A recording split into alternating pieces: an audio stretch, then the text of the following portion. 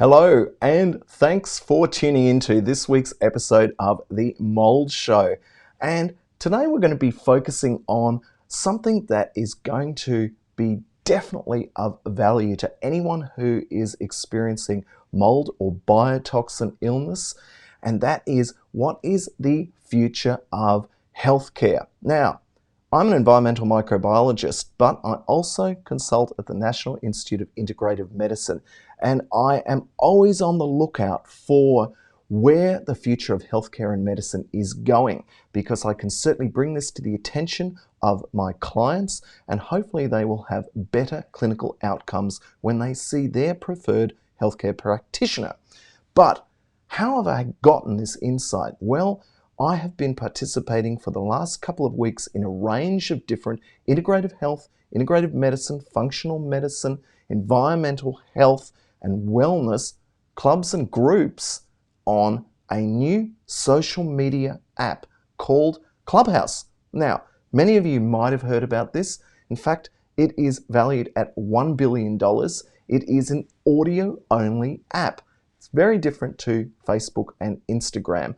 And this week, we're going to be focusing on disease prevention. Is this the future of healthcare? And it is a Clubhouse conversation recap.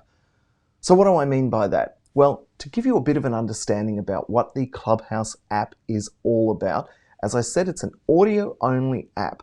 That means that you tune in and listen to live conversations. It's a bit like a podcast, but it's different because instead of just listening to content that you are interested in, you have the opportunity to actually participate and engage with the speakers. And there are lots of different rooms and clubs that are highly relevant to those individuals that are suffering from mold exposure, biotoxin illness, and in fact a range of other problems in healthcare. And why do I like Clubhouse? Well, it has all the best aspects of a support group. There is very strong mentoring in the sense that you can join a particular club, find other like-minded individuals, and learn from their experience, learn from the conversations. So it also brings contemporary thinking and research to life, and I think that that is very, very important. There is an aspect of coaching here as well that you can certainly find in a lot of the rooms. It isn't just restricted to healthcare. There are rooms on any different topics, so lots of topics that you might be interested in. For example, camping or Bitcoin, cryptocurrency, or really any niche interests. There is definitely a Clubhouse room or group or club for you.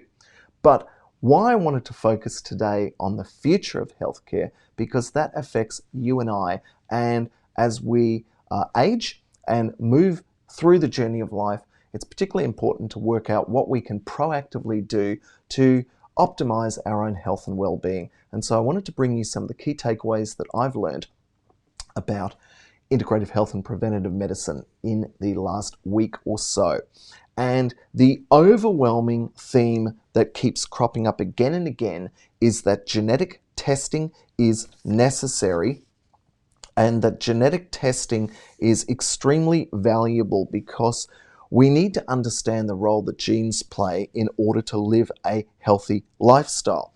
And the clinically front-facing participants in these various different Clubhouse groups have certainly made the point that many people are very knowledgeable about their condition and about how the role of genetics plays in their particular condition. But on the other hand, many people are completely unaware of the strong fact that there are actionable genes that are increasingly being linked to known genetic mutations, which then in turn influence the disease state. The second key takeaway is that lifestyle, that is a healthy lifestyle, can definitely promote longevity. And that's really probably not news to any of you here. But someone said that while our genes load the gun, it's really our lifestyles that pull the trigger. And that is really important to reflect on that, because certainly any individuals that are exposed to water-damaged buildings, we already know that mitochondrial dysfunction has a genetic component, that different people respond to biotoxins in the environment in different ways. What affects one person may not affect the other person, and there are odd, different dose-dependent relationships that we see again and again in those persons exposed to water-damaged buildings. So it's important to not lose sight that diseases turn on later in life due to the lifestyles and the environments that we find ourselves in. There are many health coaches on Clubhouse that are strong advocates of the correlation between proper nutrition and good health. And I'm not going to go on about that any further here, other than to position the fact and make the statement that nutrition is obviously of fundamental importance in ensuring a positive, proactive health for yourself. The role of the environment, again, is something which I'm very pleased to see is increasingly being discussed, certainly discussed in contemporary society, in the news media, and also strongly on Clubhouse. Certainly where we live affects us. It can certainly make us healthy or sick, and it really doesn't matter how many nutritional supplements we take. If we're living in an unsafe environment, this needs to be recognized. And certainly on Clubhouse, I was very pleased to see that people are talking about other aspects of unhealthy buildings, unhealthy indoor air quality, the importance of having healthy air in commercial buildings, not just in residential buildings, is something which I'm going to be diving into in future mold show discussions we have, but also the role that toxic people can play in the experience of health. And that's something which I am acutely aware of when I go into people's homes. I talk to them about their experience around biotoxin illness. Often they are trying to convince someone external to their home or workplace that they are in fact sick, that these symptoms are real. But a lot of the clinicians are talking about people being exposed to toxic people as well. And why that's related to biotoxin illnesses, I often meet families where one or more members of the family or the extended family simply don't believe that the individual is in fact suffering from anything, and they continually say it's all in your head. Fortunately, a lot of the healthcare practitioners, integrative medical people on Clubhouse are strong advocates for mental health and the role of toxicity in all its forms, not just environmental pollutants. So that's something which I'm pleased to see, and I really want you to take away, that toxic people can be just as damaging to one's self-worth and health as being exposed to toxic pollutants. Now, what are some of the other things that I didn't know about, for example? Well, certainly there is a lot of people talking about the importance of sleep, and the benefits of sleep in preventative medicine has to do with hormone imbalances, and poor sleeping can affect this. And so, for example, if you're prone to snoring, if you have airways which are at all interfered with during your sleep, this can lead to daytime sleepiness and problems certainly with studying and working. And we've talked a lot before about kids who are exposed to water-damaged building interiors, and the fact that they often are the first responders in a family who have these immune reaction mediated problems that are not foodborne, allergies that are very similar to a strong IgE immune reaction. Now, often these kids have problems at school, but think of the role that sleep interference has. And we talked a couple of weeks ago on the Mold Show about the emerging research literature about kids going to sleep in water-damaged buildings, interfering with their sleep and leading to all these problems that they see during the day. And certainly some of the US clinicians are talking about ADHD being linked to sleep disorders and a whole range of rage effects as well, which certainly other clinicians talk to me right here in Australia about mold rage linked to brain fog and that sort of thing. But the other thing that I was less aware about was the importance of fasting. And again, fasting is not for everyone, and I certainly was very interested in the dynamic range of conversations around fasting. But let's talk about the pros first. Fasting upregulates pretty much every function, and it's not just for weight loss.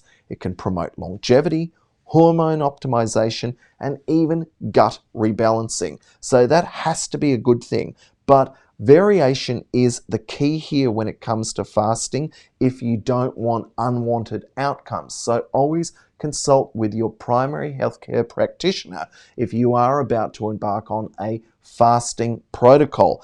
And it definitely will be inappropriate for some people. But I wanted to raise it here because there are an increasing number of apps that you can put on your phone to track not only your sleep, but also with regard to fasting. So the potential for technology to be integrated with our own proactive healthcare is really, we're right at that tipping point now where we can take advantage of the ability of our phones to work with us to proactively manage our health. And there are other futurist-focused groups as well that were looking at the future of healthcare, where, for example, our cars will register our weight, where our keyboards will check to see whether we are potentially having a brain fog or moving into a dementia-like symptomology. And so this computer-human augmentation is certainly where the future of healthcare is going. But I now want to round off today by talking about the problems of preventative medicine and the way forward. And certainly the key takeaway here is that a lot of the medical clinicians have a lack of time when they're patients. And as I said, when I am referring people who are in water damaged buildings off to various different healthcare practitioners, they all talk about the fact that they haven't had enough time to explain all of the nuances of their condition, and that often they've been met with a negative response by their healthcare providers. So this lack of time is a central feature of improving outcomes for individuals. This issue of personal responsibility came up as well, in that people need to be aware that they are personally responsible for their health. They can't leave it up to just going off to see their healthcare practitioner and getting their advice. Everyone needs to improve the way that they consider themselves and consider the role that they play as well in optimizing their health. The problem with integrative medicine and functional medicine is that it is in some cases expensive, and that was brought up time and time again. So those individuals with lower socioeconomic status often don't take advantage of the healthcare options that are out there. So what do we do to balance this? Well, grassroots education is something which is very important to consider, because if you tell people that there are options, it means that they won't consider a 5, 10 or a 15-minute consultation about potentially their complex symptomology, how the environment impacts on their home or workplace, and how they feel about the psychology underpinning their condition. That may not be able to get that across in 5 or 10 minutes. So education about the range and diversity of people working in healthcare, scientists like myself, working positively with other healthcare practitioners to hopefully give the aim of better outcomes for people.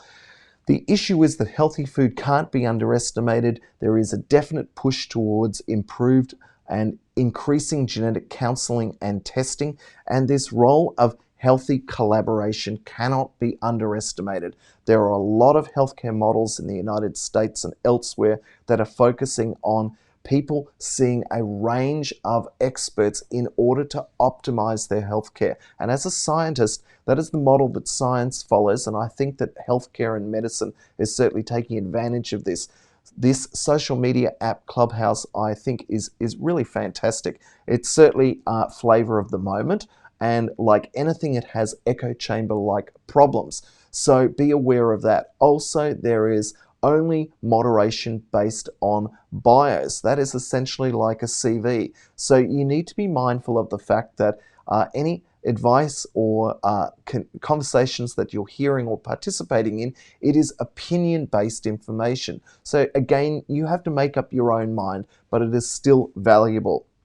The takeaway for you this week is that step one, if you have an iPhone, go to the App Store and download the Clubhouse app. Join interesting rooms and even consider starting your own.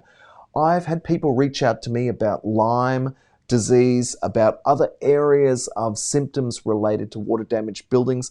Everyone is got a voice here, and this is particularly important. Join groups. Certainly in the last day or so, there is the opportunity to set up specific groups. So we've set up the Integrative Health Club and the Building Biology Club, and I also am working with experts in the United States, exposing mold on Instagram. That's the handle. In the USA on Sunday and Thursday, every week at 3 p.m. and in Australia, Monday and Friday time at 8 a.m.